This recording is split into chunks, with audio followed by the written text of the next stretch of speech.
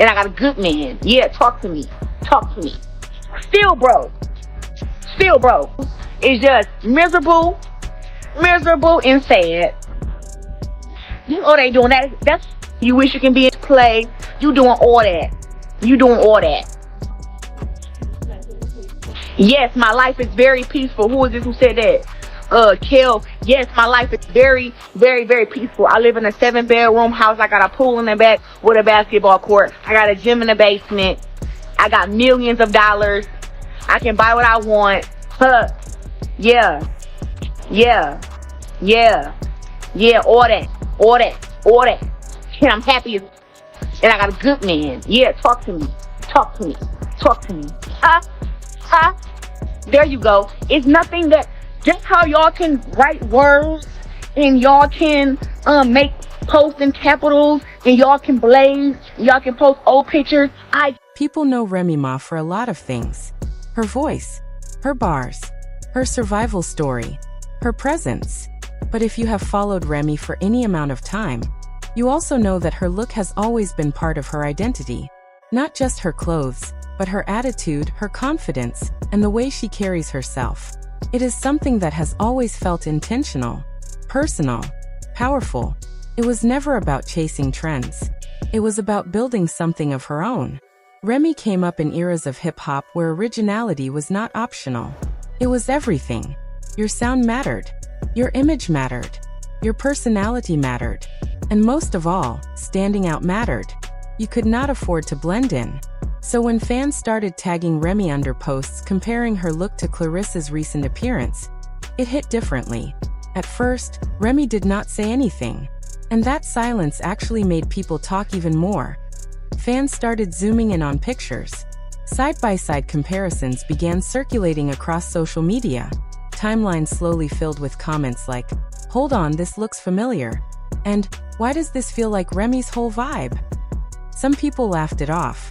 Others rushed to defend Claressa, saying fashion is fashion, and nobody owns a hairstyle, a pose, or an outfit. But the more people talked, the louder the noise became. And Remy was definitely watching. The thing about Remy is this: when she feels something, she does not hide it well. She has never been the type to smile through disrespect or let things slide just to keep the peace. And this situation did not feel small to her. To Remy, this was not simply about someone wearing a similar outfit or adopting a similar aesthetic. It felt deeper than that. It felt like someone stepping into a lane she carved out herself, without acknowledgement, without respect, and without even a small nod to where that style came from. And when you come from hip-hop, that kind of thing feels personal. Very personal. Then came the moment that changed everything. Remy finally spoke up. And when she did, there was no confusion about how she felt. Her reaction was not calm. It was not polished. It was not wrapped in soft words meant to avoid backlash. It was raw. It was frustration mixed with pride. It sounded like someone finally saying, "I worked for this. I built this. And now you're playing in it like it means nothing." The tone alone made it clear this was not stage drama. It was not internet clout chasing. It was not manufactured for attention. This was real emotion. As soon as Remy's response hit social media, the internet exploded. Screenshots spread like wildfire. Blogs picked it up within minutes. Group chats lit up across every platform. People who did not even follow either woman suddenly had strong opinions. Some fans said Remy had every right to speak up. They pointed out how often Black women create looks, trends, and cultural moments, only to watch others adopt them without giving any credit. Others pushed back hard. They said Remy was overreacting. They argued that inspiration is not theft. They insisted that nobody owns a style. And right in the middle of all of it stood Claressa, whose name was now tied to a controversy she may not have seen coming. What made the situation even more intense was the timing. Claressa's visibility has been growing.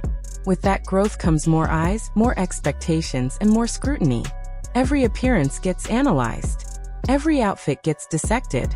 Every photo becomes a conversation. So when these comparisons surfaced at a moment when she was already in the spotlight, the pressure multiplied. Some people believed she should have addressed the situation immediately. Others felt staying quiet was the smartest move. But silence has its own sound online, and people filled that silence with assumptions. As the hours passed, the conversation slowly stopped being about fashion and started cutting much deeper. What began as side-by-side photos and screenshots turned into something heavier, something more personal. People were no longer just asking whether the look had been copied. They were asking why credit matters so much, and why in hip-hop culture, this line has always been one you do not cross. This was not about a jacket. It was not about a hairstyle.